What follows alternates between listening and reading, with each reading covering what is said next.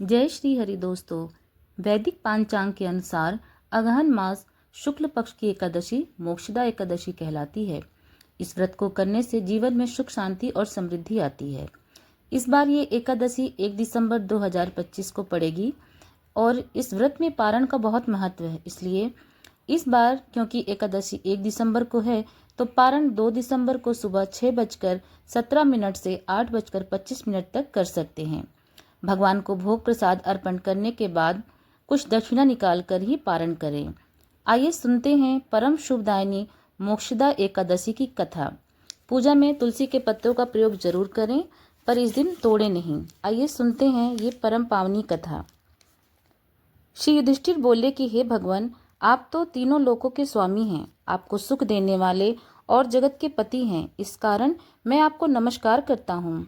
हे देव, आप सबके हितैषी हैं, इसलिए मेरे इस संशय को दूर कीजिए कि मार्गशीर्ष शुक्ला एकादशी का क्या नाम है, उस दिन कौन से देवता की पूजा की जाती है और उसकी विधि क्या है। भगवान, आप मेरे इन प्रश्नों का विस्तार पूर्वक समाधान कीजिए। यह सुनकर श्री कृष्ण जी बोले कि हे धर्मराज, तुमने बड़ा उत्तम प्रश्न पूछा है, इससे आपका यह संसार में फैलेगा। सो आप ध्यान पूर्वक सुनिए। मार्गशीर्ष शुक्ला एकादशी अनेक पापों को नष्ट करने वाली है। इसका नाम मोक्षदा एकादशी है।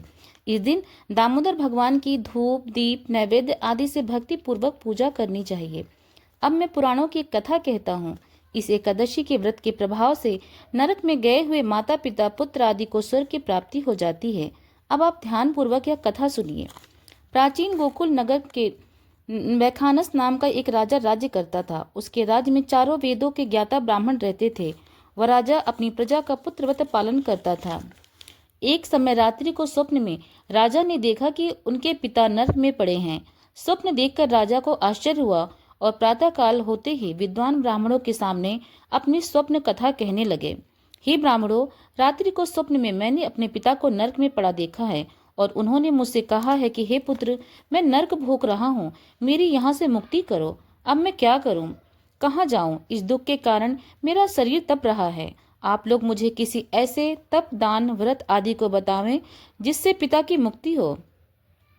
उस पुत्र का जीवन व्यर्थ है जो पिता का उद्धार न कर सके। राजा की ऐसे वचन सुनकर ब्राह्मण बोले कि हे राजन, यहाँ से कुछ दूर पर वर्तमान भूत भविष्य के ज्ञाता पर्वत नाम के ऋषि का एक आश्रम है। आप यह सब बातें उनसे जाकर पूछ लीजिए, वे आपके प्रश्नों का उत्तर भली भांति दे सकते हैं। यह सुनकर राजा मुनि के आश्रम पर गया। उस आश्रम में अनेकों शांत चित्त योगी और मुनि तपस्या कर रहे थे।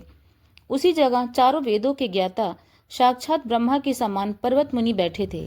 राजा ने वहां जाकर उनको साष्टांग प्रणाम किया। पर्वत मुनि ने राजा से सांगोपांग कुशल पूछी।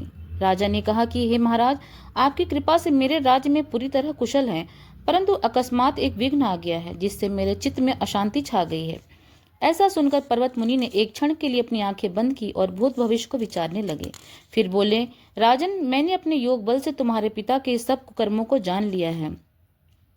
उन्होंने पूर्व जन्म में कामातुर होकर सौत के कहने पर स्त्री को ऋतुदान मांगने पर भी नहीं दिया।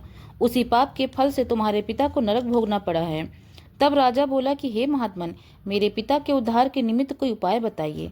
पर्वत मुनि बोले, हे राजन, मार्गशीर्ष शुक्ला एकादशी को उपवास करके उसके पुण्य को अपने पिता को संकल्प कर दें। उस एकादशी के पुण्य के प्रभाव से अवश्य ही आपके पिता की मुक्ति होगी। मुनि के वचनों को सुनकर राजा अपने महल में आया और कुटुंब सहित इस मोक्षदा एकादशी का व्रत किया। फिर उस उपवास के पुण्य को राजा ने अपने पिता को अर्पण कर दिया। उस पुण्य के प्रभाव से राजा के पिता को मुक्ति मिल गई और स्वर्ग में जाते हुए अपने पुत्र से कहने लगा कि हे पुत्र, तेरा कल्याण हो। यह कहकर स्वर्ग को चला गया।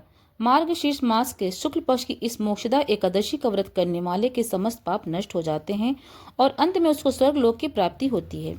इस व्रत से बढ़कर मोक्ष देने वाला कोई अन्य व्रत नहीं है। इस कथा को पढ़ने तथा सुनने से वाजपेयी यज्ञ का फल मिलता है।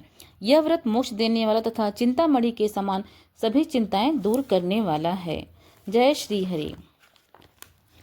आइए आरती पढ़ते हैं।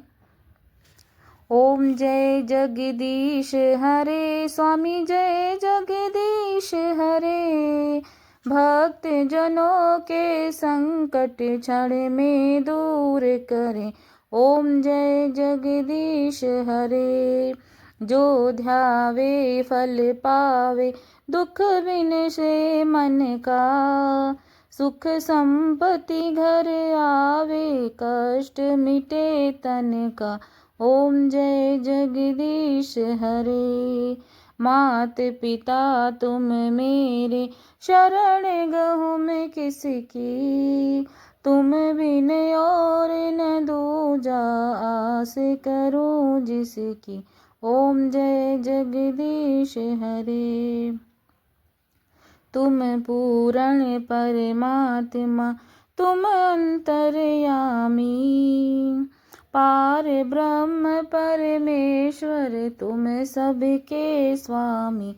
ओम जय जगदीश हरे। तुम करुणा के सागर, तुम पालन करता। मैं मूर्ख खल कामी, कृपा करो भरता। ओम जय जगदीश हरे। तुम हो एक अगोचर, सबके प्राणपति। किस विधि मिलो दया मैं, तुमको मैं कुमति। ओम जय जगदीश हरे। दीन बंधु दुख हरता, तुम ठाकुर मेरे। अपने हाथ उठाओ, द्वार पड़ा तेरे। ओम जय जगदीश हरे। विषय विकार मिटाओ, पाप हरो देवा। श्रद्धा भक्ति बढ़ाओ, संतन की सेवा। ओम जय जगदीश हरे। तन मन धन सब है तेरा, स्वामी सब कुछ है तेरा। तेरा तुझको अर्पण, क्या लागे मेरा। ओम जय जगदीश हरे। बोलो विष्णु भगवान की जय, बोलो जगदीश्वर भगवान की जय। साथियों, अगर आपको ये कथा पसंद आई हो तो प्लीज़ लाइक करें, कमेंट करें और सब्सक्राइब करें। धन्यवाद। जय श्री हरि।